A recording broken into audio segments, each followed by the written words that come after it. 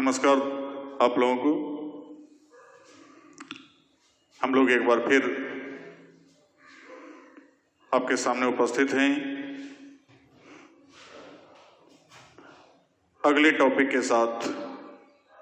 तो पिछले क्लास में हम लोग देख रहे थे, स्टार्ट किए थे इस चैप्टर का सरफेस केमिस्ट्री का अंतिम भाग, कोलॉइडल सॉल्यूशन वाला भाग, जिसमें हम लोग देखे कि सॉल्यूशन का टाइप के बारे में ओल्ड कॉन्सेप्ट क्या था, मॉडर्न कॉन्सेप्ट क्या है, और उसके आधार पर हम लोग सॉल्यूशन को 3 भागों में बांटे थे, जिसमें ट्रू सॉल्यूशन, कोलॉइडल सॉल्यूशन और जाकर के जो है कि सस्पेंशन के बारे में जाने थे।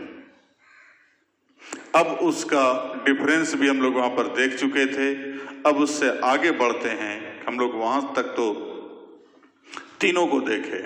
अब वो तीनों को देखने के बाद हम लोग को यहां पर देखना क्या है, एक को लेके चलेंगे, वो होगा कोलॉइडल सॉल्यूशन। मतलब कैमरा का पूरा फोकस कोलॉइडल सॉल्यूशन पर रहेगा। कोलॉइडल सॉल्यूशन क्या है तो हम लोग परिभाषा जान चुके हैं। अब हमें जानना है कि इसमें क्या क्या पाया जा रहा है कोलॉइडल सॉल्यूशन में और कितने टाइप के हैं, पहले उसको जानेंगे। उसके बाद फिर उसको बनाने की विधि, उसका शुद्धिकरण का विधि, उसके गुण के बारे में और उसका अनुप्रयोग, एप्लीकेशन के बारे में। तो स्टार्ट करते हैं हम लोग, इसमें पाया क्या क्या जाता है कोलॉइडल सॉल्यूशन में। तो आगे हेडिंग दी,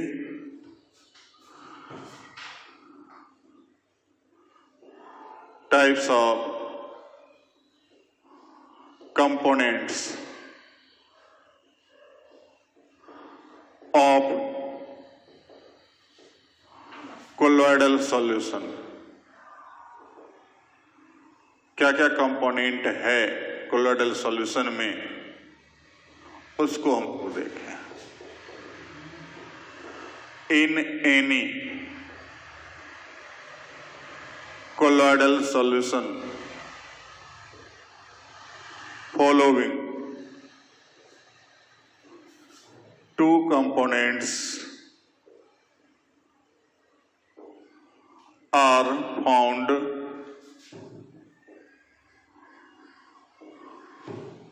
एक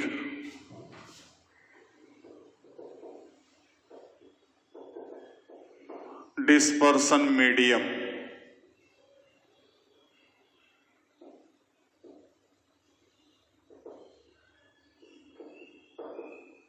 DM।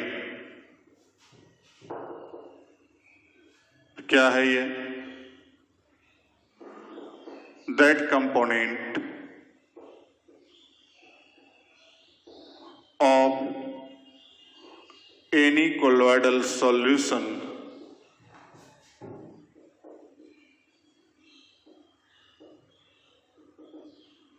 which behaves like solvent, जो सॉल्वेंट के रूप में कार्य करता हो, is called dispersion medium.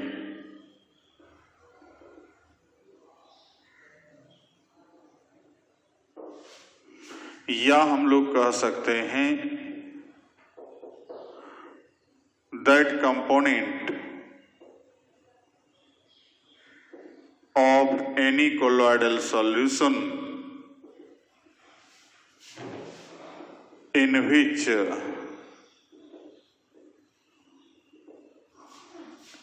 any other substance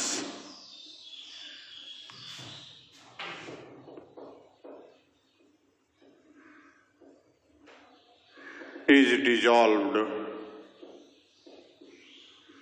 for preparation of colloidal solution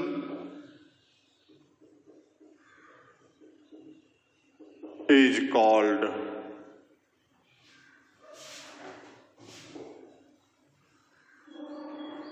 dispersion medium।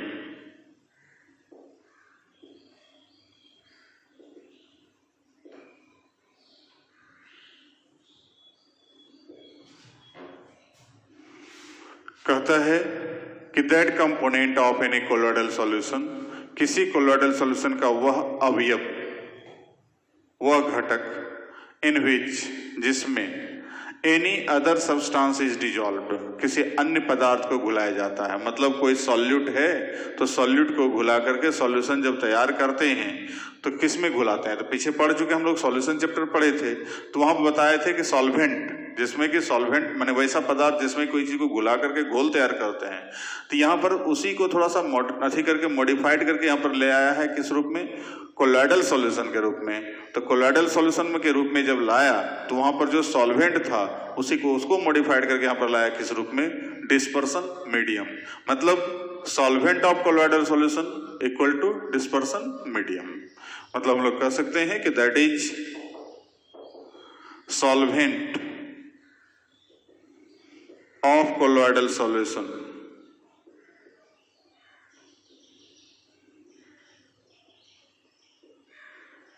Equivalent है डिस्पर्सन मीडियम। ठीक है, लिखिए इसको।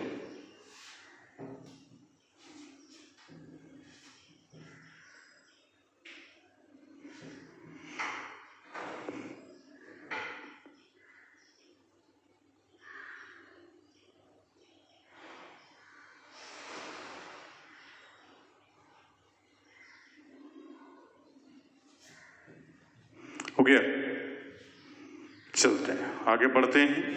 तो ये था डिस्पर्सन मीडियम, किसको कहे। अब उसके बाद दूसरा component,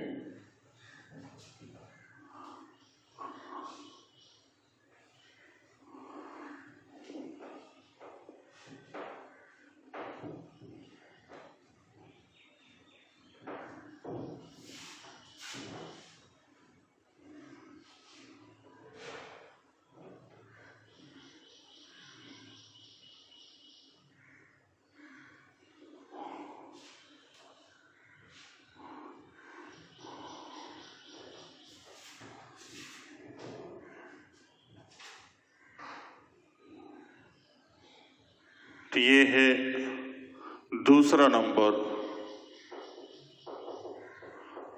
dispersed phase.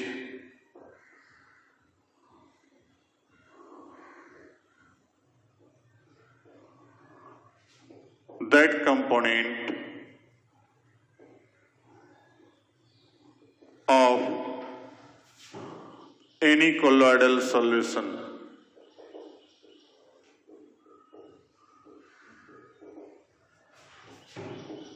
which is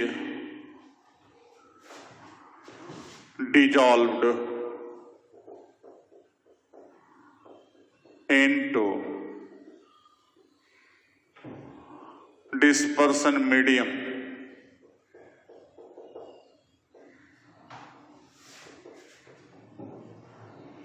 of dispersion medium for preparation of colloidal solution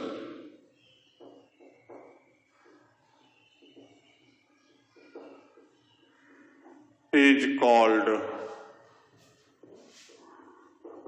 dispersed phase।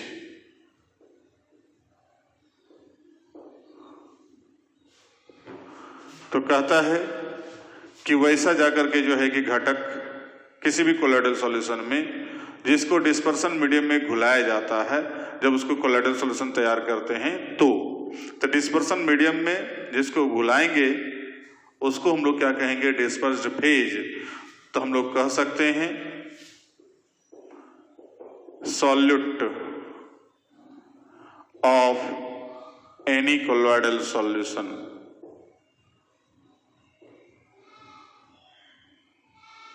या दूसरे रूप में इस प्रकार से कहें कि दैट कंपोनेंट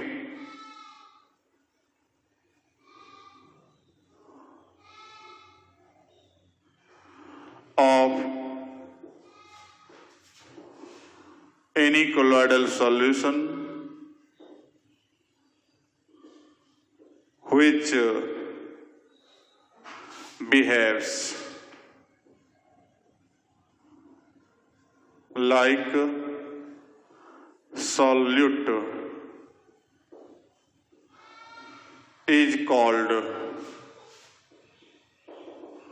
dispersed phase या DP, that is solute of colloidal solution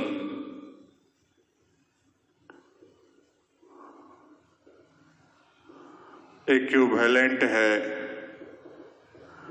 dispersed phase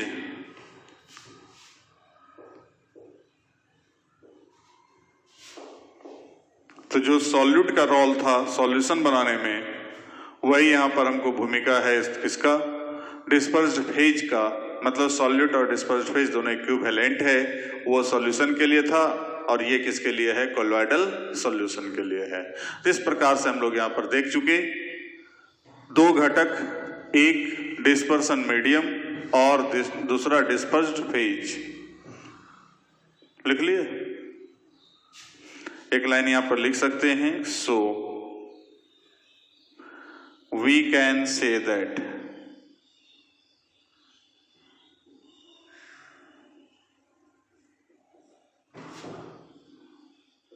DM plus DP equal to colloidal solution.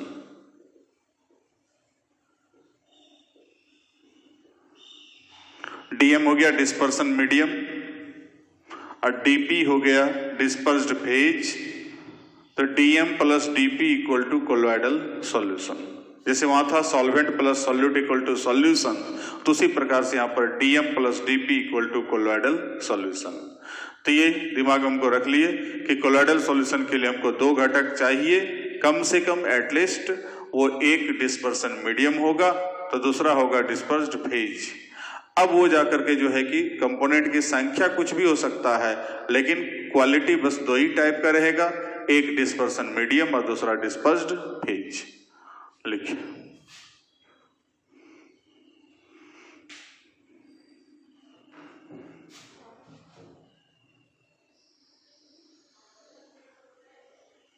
हो गया।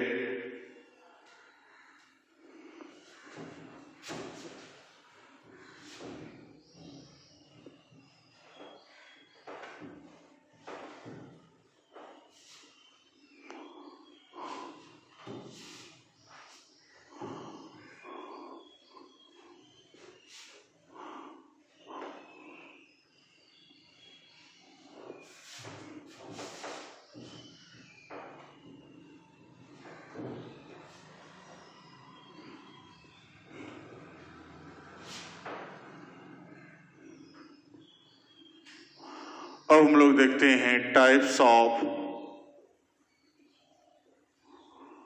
Colloidal solution. कोलॉइडल सॉल्यूशन का type,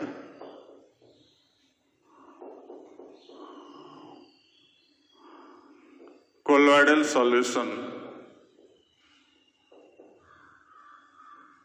can be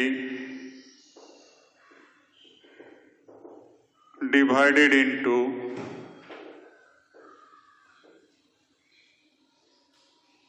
different types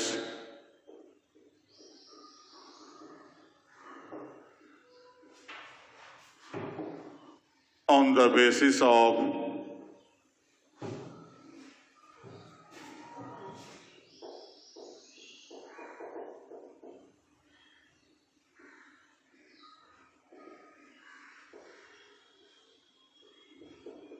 following conditions।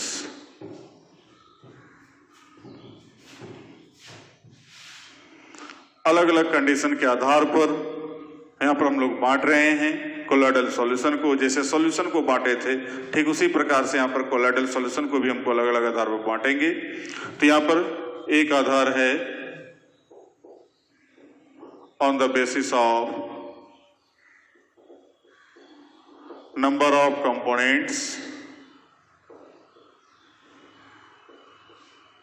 दूसरा है on the basis of nature of dispersion medium,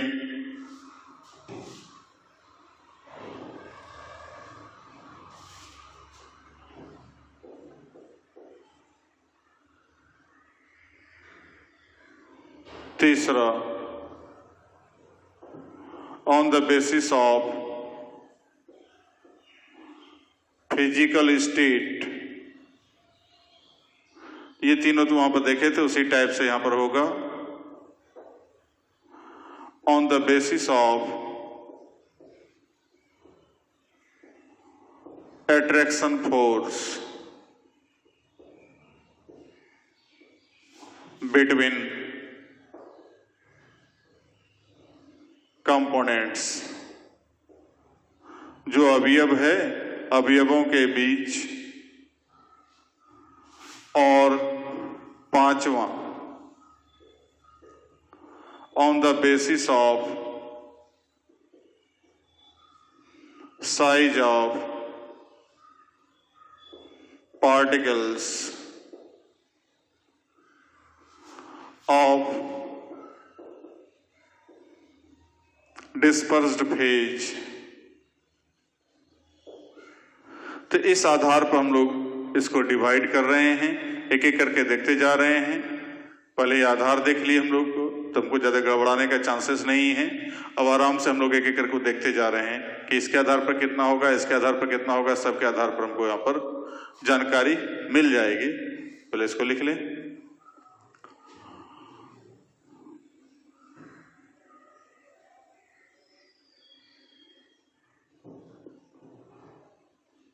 अब एक एक करके देखते हैं हम लोग।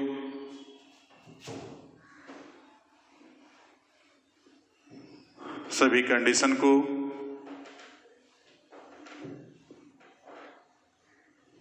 कुछ वहां सॉल्यूशन से मिलेगा, परिभाषा थोड़ा सा डिफरेंट खाली बस होगा, और कुछ जो है कि अलग होगा। तो सॉल्यूशन जो पढ़े हैं तो उसका रिपीट भी यहां पर होगा। A number on the basis of number of components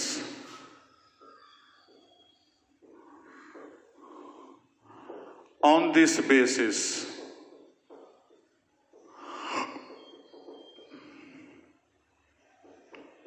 colloidal solution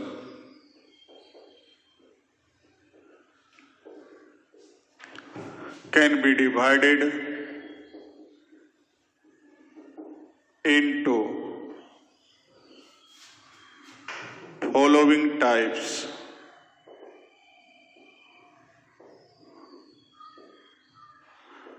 पहला number binary solution, in which two components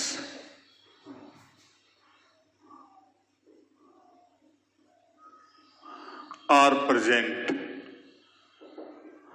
वैसा कोलोइडल सॉल्यूशन जिसमें दो कंपोनेंट उपस्थित हो उसको क्या कहते हैं?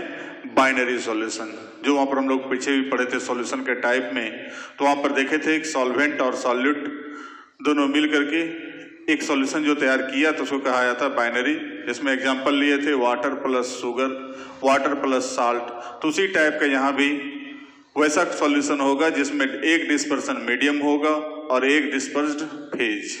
मतलब that is 1 DM plus 1 DP equal to binary solution. दूसरा हो गया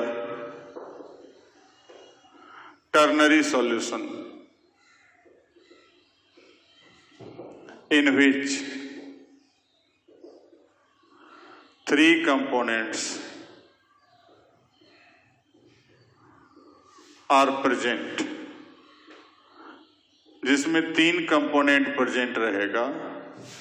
तो दैट इज वो हो सकता है 1 DM प्लस 2 DP हो, अथवा 2 DM प्लस 1 DP हो, तो ये कहलाएगा टर्नरी।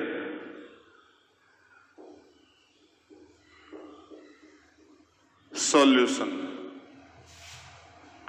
तीसरा, क्वार्टरनरी।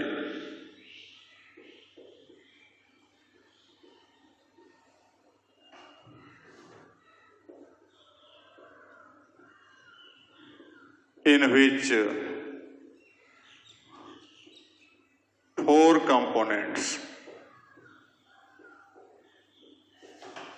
are present, जिसमें 4 कंपोनेंट प्रेजेंट रहेगा तो उसको क्वार्टरनरी, और इसी प्रकार से पॉलिनरी।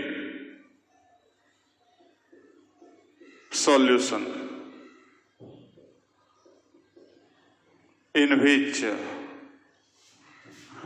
more than 4 components are present, तो जिसमें 4 से अधिक कंपोनेंट प्रेजेंट रहेगा तो वो कहलाएगा पॉलिनरी। तो ये था on the basis of number of components, components के आधार पर, कंपोनेंट्स की संख्या के आधार पर बाइनरी, टर्नरी, क्वार्टरनरी, पॉलिनरी। जब 2 कंपोनेंट रहेगा तो बाइनरी, 3 रहेगा तो टर्नरी, 4 रहेगा तो क्वार्टरनरी, और 4 से अधिक रहेगा तो पॉलिनरी सॉल्यूशन कहा जाएगा।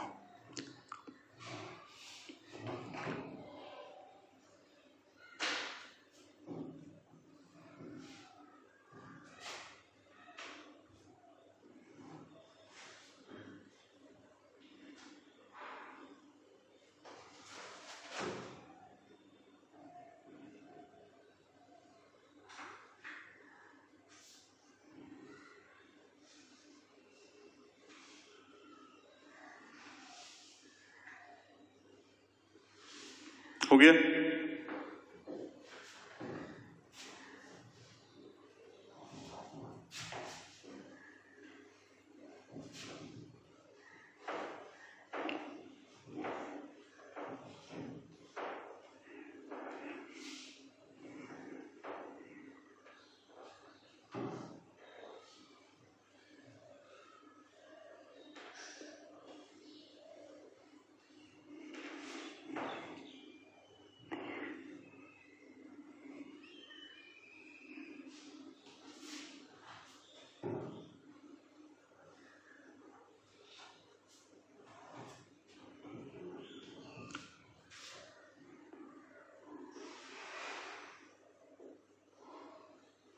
On the basis of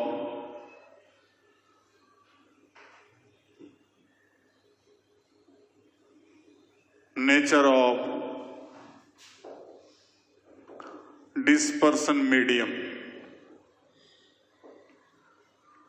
वह नेचर ऑफ सॉल्वेंट था, यहां डिस्पर्सन मीडियम है, बात बराबर है।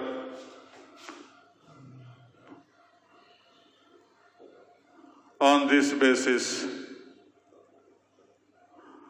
colloidal solution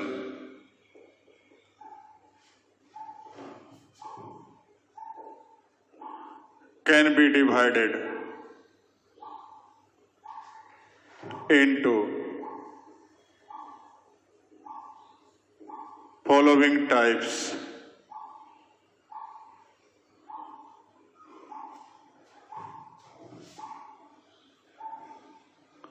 पहला number अल्कोसॉल,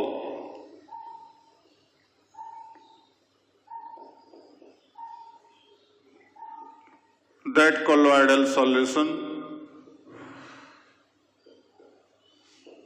in which alcohol behaves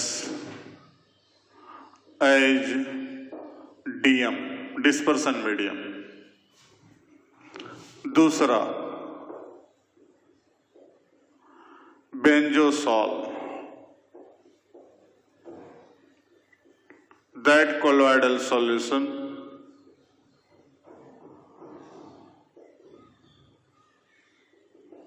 in which benzene, इसमें अल्कोहल है, इसमें benzene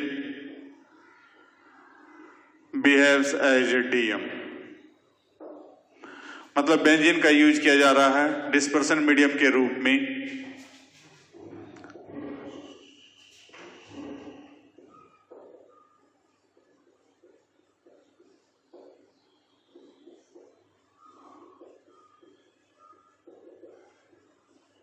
That colloidal solution in which ether is used as DM, इसी प्रकार से एक्वोसॉल और ये भी वहां बता चुके थे, खाली वहां पर डीएम के जगह पर लाए थे सॉल्वेंट। तो that colloidal solution in which water is used as, मतलब वाटर में कोई चीज को घुला रहे हैं। पांचवा aerosol,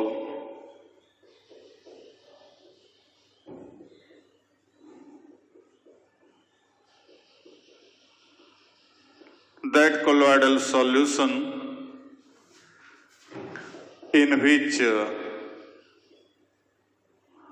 air or any gas is used as DM। तो सब पांचों वहां देखे थे हम लोग, नाम वही है, सब कुछ वही है, सिर्फ वहां पर सॉल्वेंट था और यहां पर क्या है, डीएम है। तो डीएम के रूप में जब इसको यूज करेंगे, बेंजीन यूज करेंगे तो बेंजोसॉल, अल्कोहल यूज किए तो अल्कोसॉल, ईथर यूज किए तो इथेरोसॉल, वाटर यूज किए तो हाइड्रोसॉल या अथवा एक्वोसॉल, और हवा या कोई गैस यूज किए डिस्पर्सन मीडियम के रूप में, तब वहां पर वैसे सॉल्यूशन को हम लोग, वैसे कोलोइडल सॉल्यूशन को कहेंगे एरोसॉल। तो इसको लिखिए,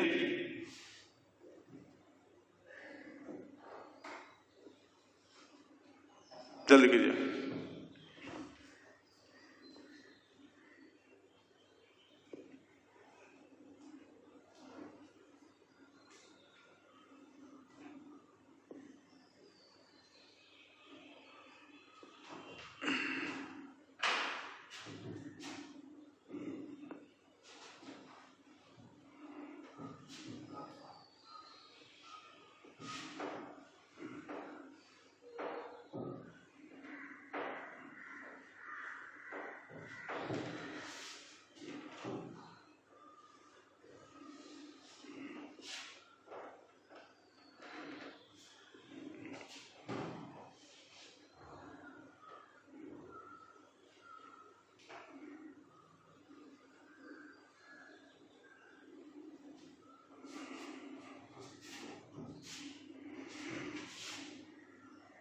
C number,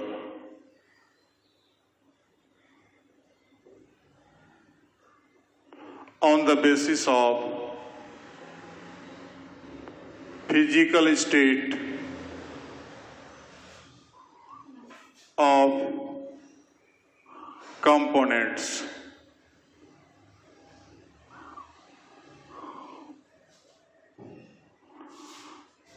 on this basis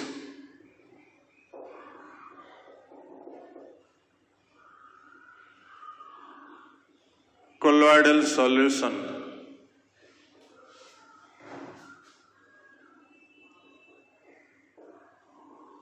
can be divided into following 8 types। 8 भागों में बांटा गया है, उसमें 9 भाग था सॉल्यूशन में, यहाँ 1 भाग कम है, तो पहले के तुलना वहां पर हमको 9 टाइप था, यहाँ पर 8 टाइप है। तो 8 टाइप क्या क्या है उसको देखते हैं हम लोग। तो एक तरफ वहां सॉल्वेंट लिए थे, यहाँ डिस्पर्सन मीडियम लेते हैं।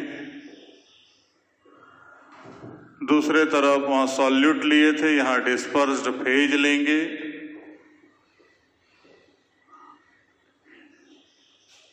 और तब एग्जाम्पल्स लेंगे ऑफ कोलॉइड्स।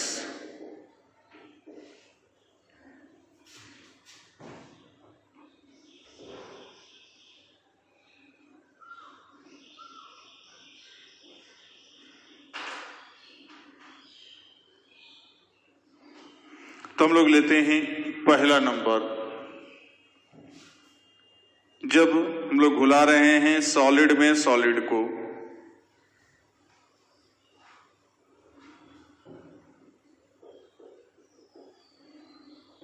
सॉलिड में सॉलिड, ठीक है।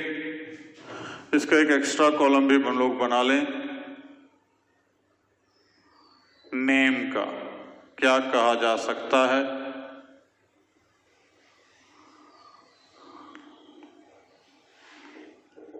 तब एग्जाम्पल्स,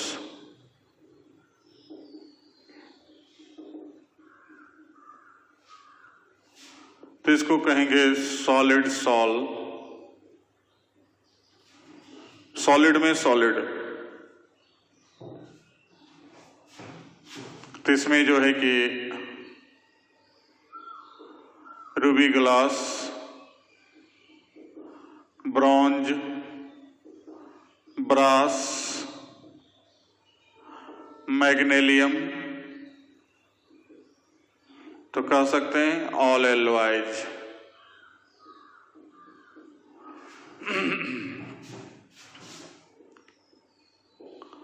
अब सॉलिड में लिक्विड को घुलाना है,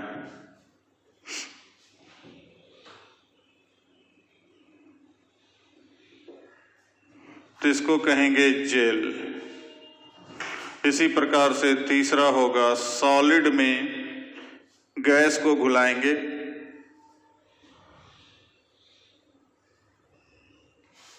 तो इसको कहेंगे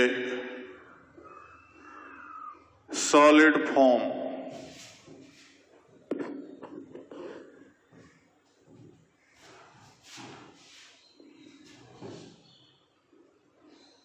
तो इसमें एग्जाम्पल होगा ऑल टाइप्स ऑफ जेल्स, और इसमें जाकर के जो है फोम, प्यूमिस स्टोन, जो वहां पर एग्जाम्पल दिए थे। अब हम लोग चलते हैं, लिक्विड में घुला रहे हैं सॉलिड को, फिर उसी प्रकार लिक्विड में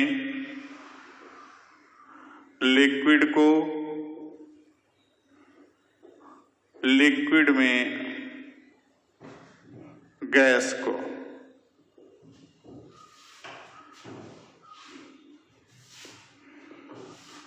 तो लिक्विड में सॉलिड घुला रहे हैं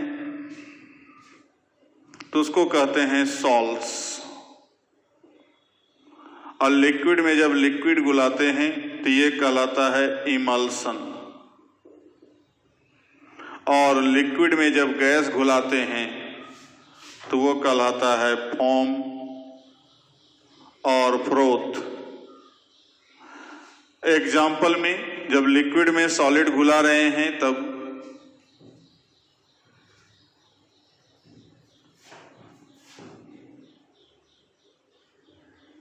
gold salts, sulphur salts, silver salts, etcetera. Emulsion में बटर, चीज, मिल्क एटसेट्रा।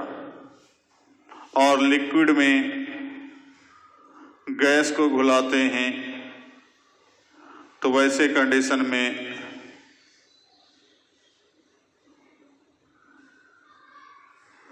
जितने भी फ्रोथ्स हैं, झाग जो प्राप्त होता है वो, और इसके अलावा सोडा वाटर एटसेट्रा।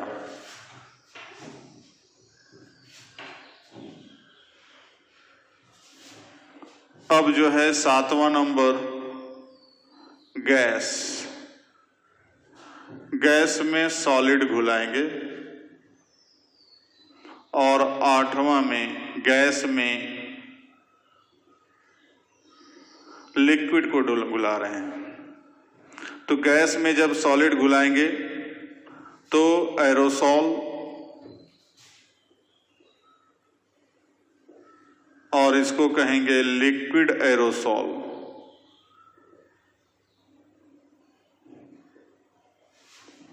तो गैस में सॉलिड तो carbon in smoke, dust in air, और लिक्विड में हो गया फॉग, ह्यूमिडिटी, ड्यू,